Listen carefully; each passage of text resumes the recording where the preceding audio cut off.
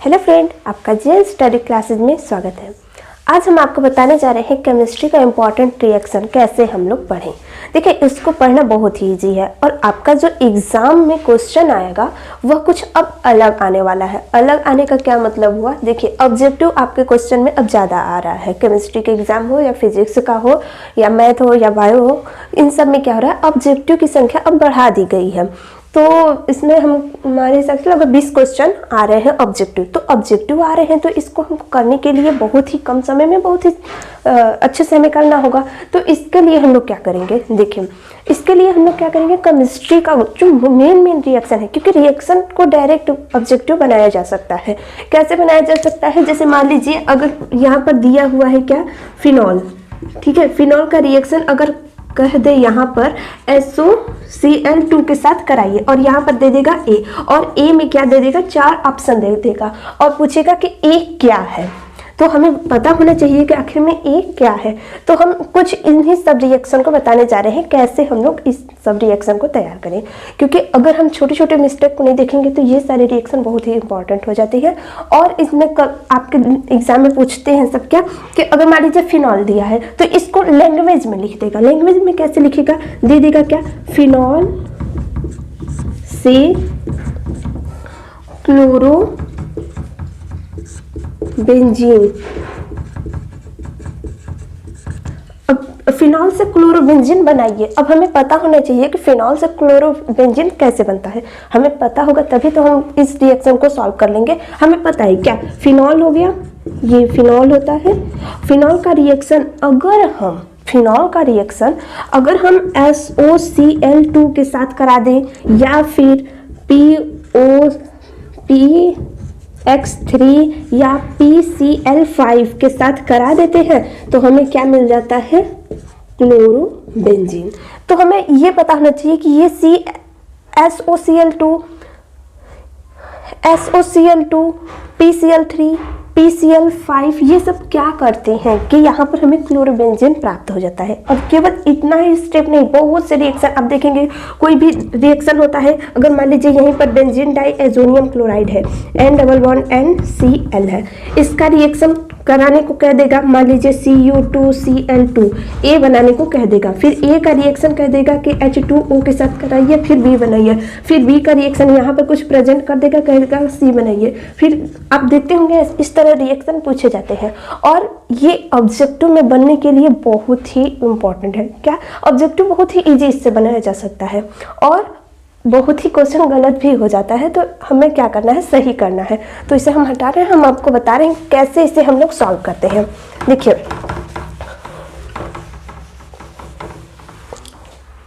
क्या हम बताने जा रहे हैं आपको। देखिए, मान लीजिए R हम ले लिए और यहाँ पर हम लेते हैं OH, ROH। ये क्या है, एल्कोहल है। R क्या है, कार्बन की श्रृंखला, ठीक है, कार्बन की चैन लगी हो तो इसे हम मान लेते हैं R में हम ये मान लेते हैं कि कोई भी कार्बन है। कार्बन का मतलब हम यहाँ पर काउंट नहीं किए हैं कितने कार्बन।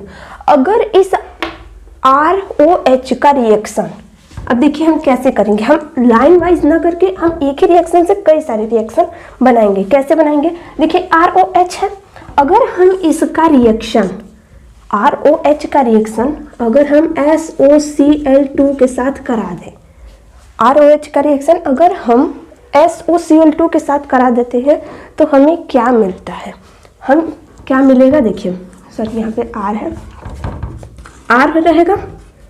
अब यहाँ पर क्या होता है, ये जो OH है इसके Cl के साथ बाहर निकल जाता है। हम यहाँ पे केवल मेन प्रोडक्ट आपको बताएंगे, इसके अलावा जो निकल रहा है उसे हम यहाँ पर नहीं दिखाएंगे। कैसे होगा, देखिए ROH है, अब इसका OH, ठीक है, अब देखिए इसका जो H है इसके Cl के साथ बाहर निकल जाएगा। बाहर निकलेगा तो किस फॉर्म में, HCl के रूप में। और इसका जो O है इसके SO के साथ मिलकर के बना लेता है क्या, SO2। अब इतना बन गया। अभी देखिए यहाँ पर कितने क्लोरीन है, क्लोरीन यहाँ पर 2 है, तो क्या हो गया, एक क्लोरीन यूज हो गया और एक क्लोरीन बचा है, तो क्या हो जाएगा, इस R के साथ ये तो बॉन्ड बना लिया, अब O भी निकल गया, H भी निकल गया, तो R क्या हुआ, यहाँ पर खाली रहा। अब इसका Cl यहाँ पर खाली है, अब ये दोनों आपस में जुड़ जाएंगे और जुड़कर क्या बना लेते हैं, यहाँ पर बना लेगा RCl। ये होता है मेन प्रोडक्ट। अब ये आपको याद होना चाहिए कि ROH का रिएक्शन अगर हम SOCl2 के साथ कराते हैं तो हमें RCl प्राप्त होता है, और इस रिएक्शन को हम कहते हैं क्या, डार्जन रिएक्शन। ये आपको पता होना चाहिए। नेक्स्ट है हमारा ROH। अगर इसका रिएक्शन हम PCl3 के साथ करा दें, या फिर अब इस Cl के स्थान पर मान लीजिए X का मतलब क्या हुआ, मान लीजिए PX3, मतलब X के स्थान पर फ्लोरीन, क्लोरीन, ब्रोमीन, आयोडीन, आप कुछ भी ले लीजिए। अगर ये आपको दिख जाए H3 यहाँ पर अगर आपको दिख जाए क्या, PX3 अगर कहीं पर भी दिख जाए और इसका रिएक्शन ROH के साथ करना है, तो बस कुछ भी नहीं, आप तुरंत क्या लगा दीजिए, यहाँ पर R है, बस इसका एक X ले लीजिए और बना दीजिए RX। ये आपको पता होना चाहिए कि PX3 का रिएक्शन अगर हम अल्कोहल के साथ कराते हैं तो क्या होता है, इसका एक X ले लेता है और उसके साथ कुछ प्रोडक्ट बना देता है। ठीक है, अब मान लीजिए इसी ROH का रिएक्शन अगर हम PCl5 के साथ करा दें तो क्या बनेगा, ये भी वही रिएक्शन देगा जो ये देता है। इसमें भी क्या होता है, ये जो R है वह X ले लेगा। मान लीजिए यहाँ पर Cl लगाए हुए हैं तो क्या हो जाएगा, RCl बन जाएगा और इसके साथ कुछ प्रोडक्ट बन जाएगा। ये आपको पता होना चाहिए कि जैसे इसमें एग्जामिनर क्या करेगा, ये आपसे नहीं पूछेगा कि ठीक है, मान लीजिए जैसे यही रिएक्शन है ROH है, इसका रिएक्शन करा दिया SOCl2 के साथ। अब यहाँ पे पूछेगा A। अब A में ये नहीं पूछेगा कि ये जो R है, अब मेन प्रोडक्ट ही पूछता है, मतलब RCl ही पूछेगा, ये नहीं पूछेगा कि HCl और यहाँ पर क्या निकलेगा, SO2। ये आप कभी भी नहीं देखेंगे कि एग्जामिनर इस तरह से पूछा हुआ है कि ए ना पूछ करके ये पूछे कि ये जो HCl निकला है या यहाँ पर ये दे दे कि B क्या है या फिर C दे दे, इस तरह नहीं देगा। इसमें आपको देगा क्या, एग्जामिनर अगर क्वेश्चन भी देगा तो ROH देगा और SOCl2 का रिएक्शन भी कराएगा और उसके साथ पूछेगा कि E क्या है, E का मतलब मेन प्रोडक्ट RCl ही बताएगा और इसके साथ यहाँ पर ये देगा, मतलब A भी देगा, HCl भी देगा और SO2 भी देगा और पूछेगा E क्या है। तो आपको इस तरह से पता होना चाहिए कि ये जो रिएक्शन है इसके साथ ये प्रोडक्ट देता है। इसके साथ हम कुछ और रिएक्शन कर लेते हैं, इतना पहले आप नोट कर लीजिए।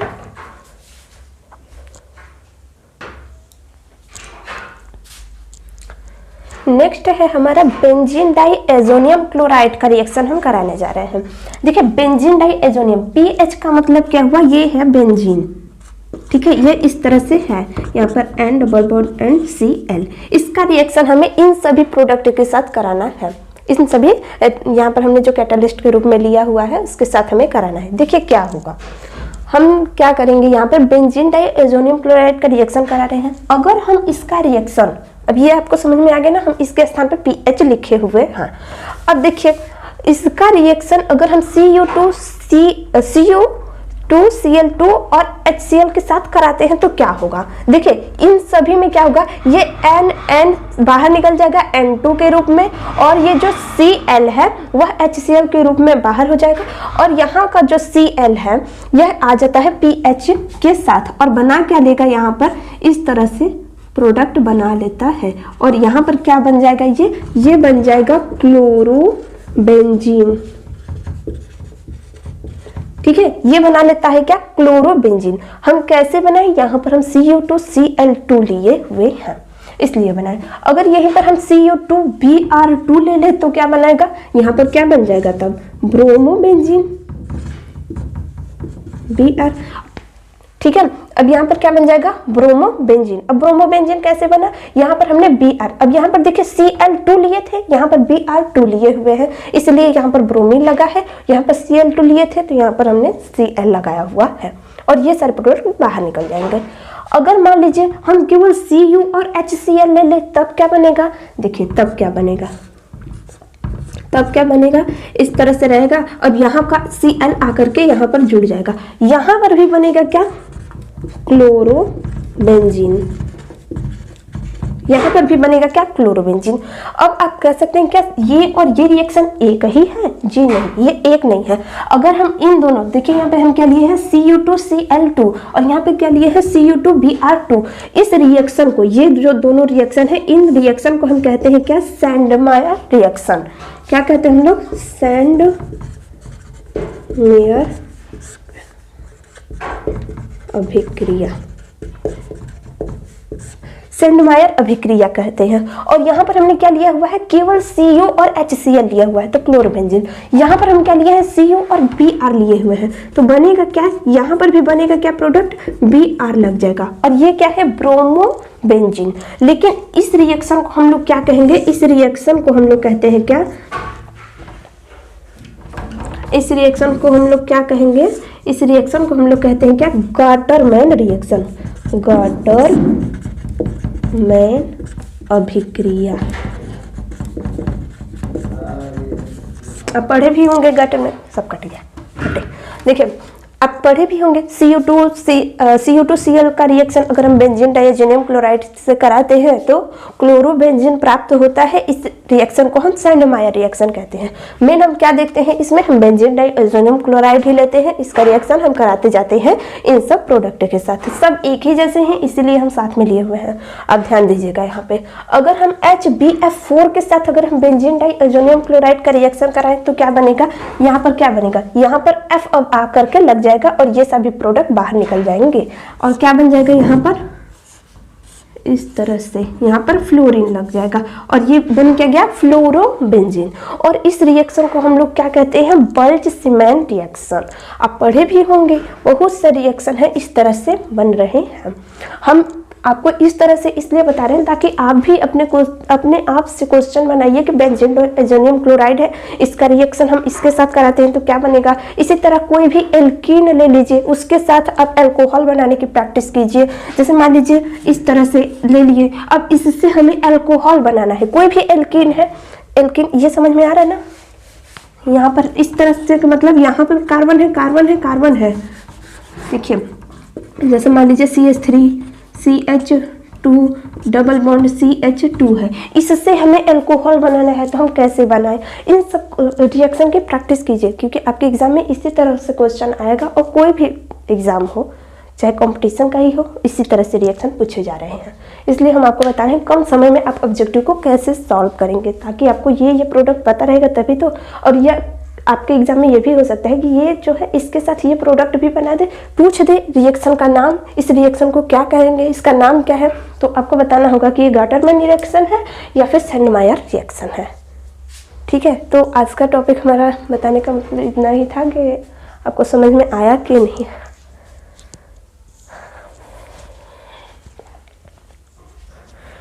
तो आज का लेक्चर कैसा रहा दोस्तों, आप हमें कमेंट बॉक्स में ज़रूर बताइएगा। हम इस समय आपको नहीं पढ़ा पा रहे हैं क्योंकि मेरा भी एग्ज़ाम आने वाला है, 7 मई को डेट फिक्स हो गया है। हम नीट की तैयारी कर रहे हैं जिसका डेट पता चल गया है कि 7 मई को नीट का एग्ज़ाम होने वाला है, जिस कारण से मैं भी वीडियो नहीं बना पा रही हूँ। अपना पढ़ाई खुद चल रहा है तो मैनेज कर समय निकाल करके हमने थोड़ा सा बता दिया कि आपको एग्ज़ाम कैसे आएगा। हम आपको जल्दी बताने वाले हैं कि OMR सीट आप कैसे फिल करें। ठीक है दोस्तों, तो आज का लेक्चर कैसा रहा आप हमें ज़रूर कमेंट बॉक्स में बताइएगा। Thank you.